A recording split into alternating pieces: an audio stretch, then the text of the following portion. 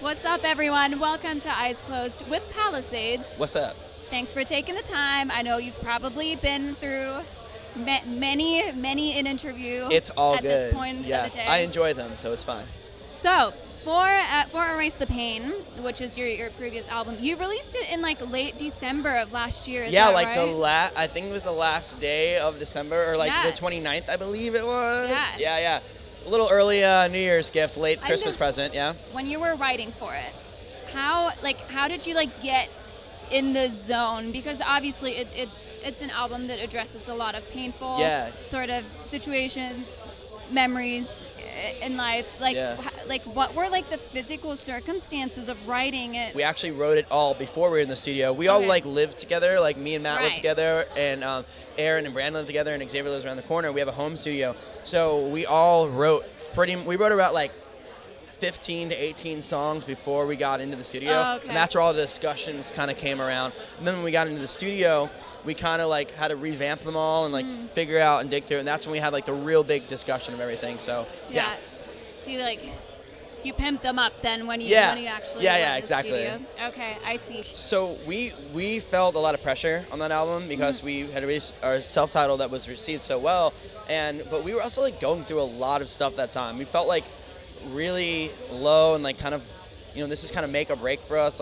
We needed to do well on this album. We had a lot of really big personal problems with relationships. A lot of friends were going through, for instance, on our song Fade, we had a friend that wanted to commit suicide, and so that was a big thing for us. And we're all kind of were in this studio just for we had a very short time to do it. And before we started the album, we all kind of just sat down together a therapy session, and we're all right, what's going on with everybody?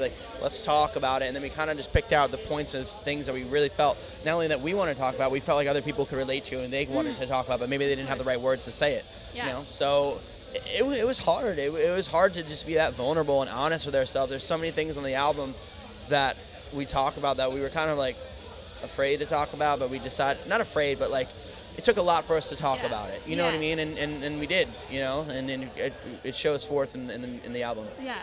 So another question is, I saw that you draw on drum heads and then hand them out. How did that all come about? I've always loved art. I'm a graphic artist. I usually do all the Palisades merch designs and all that stuff. That's so dope. Yeah, and I just recently got an iPad and an Apple Pencil. So if you go on my Instagram, you can see all my new drawings. I'm really into comics and anime and all that kind of stuff.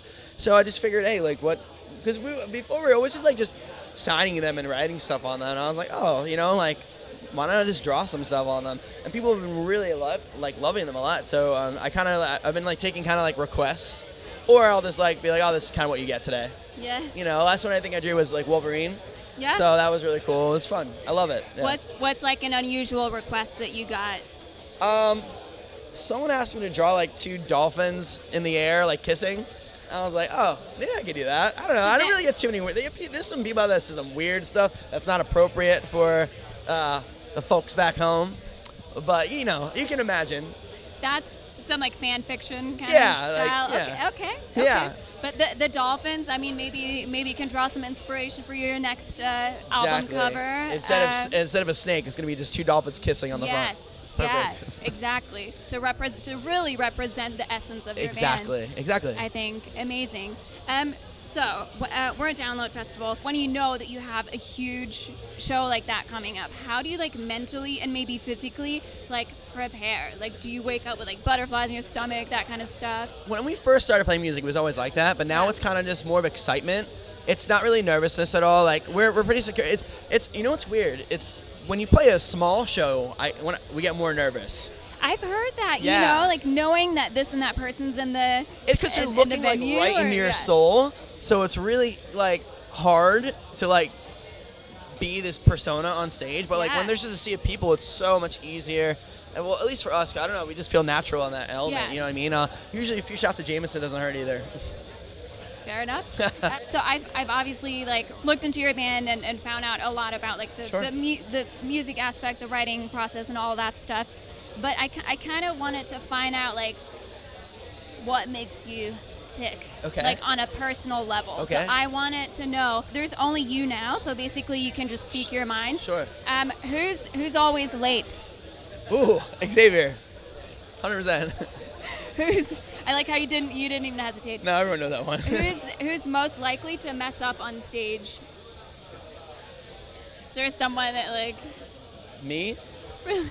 Me, like maybe? not hitting the notes or? Yeah, I mean, no, I don't. It's just like sometimes I get messing up is relative. Sometimes I get a little too talkative on stage and miss cues or something like that. You know what I mean? Yeah, exactly. Going over set time or something like that. Yeah, something like that.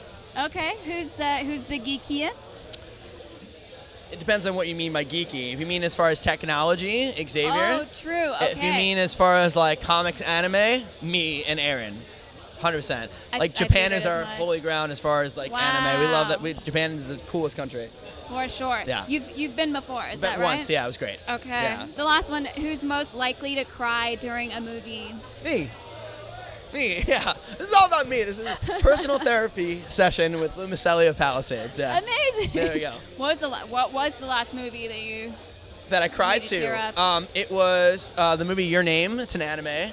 Have you seen it? No, I haven't. I'm actually not into anime. Okay. People have been trying to get me into it. You have to. So the whole thing is, I think anime gets a bad rap because it's like, people are like, oh, it's just cartoons. Like I've had ex-girlfriends like, oh, it's just cartoon. There's so much deeper than anyone would ever know. The stories are incredible. Your Name, I cried like a baby. Oh, wait. There's a movie sooner than that. Avengers Endgame. Of course. Oh, okay. Yeah, no spoilers here. Well, then again, if you haven't seen it by now, it's your fault. I was going to say, I think it's kind of past the point of being, spoiler. Okay, last question. Yeah. Is there any female artist in rock that you'd like to plug? Like someone that you're kind of like really into, or someone that you've discovered in the past few weeks or months? I mean, I got to give all the credit to Halestorm. Like, she's like the queen of it right now, or becoming that way. I mean, she has one of the most distinctive female rock voices. Yeah, it's incredible. And like, as far as just a front woman, like she kills it. She murders. She goes on stage in those heels and just takes charge. I love that. I think that's awesome. And she just fucking rocks, man. She's super dope. And like I said, dude, I like those heels are dominant. I love that. It's great. She's incredible. Amazing. Yeah. Okay. Lou, thank you for your time, man. No problem. Thank you so much. Check out Race the Pain. It is a jam. Thank you. And thank you so much for your time again. Pleasure Have an awesome day. Download. Thank you so much. Thanks. Appreciate Bye. it.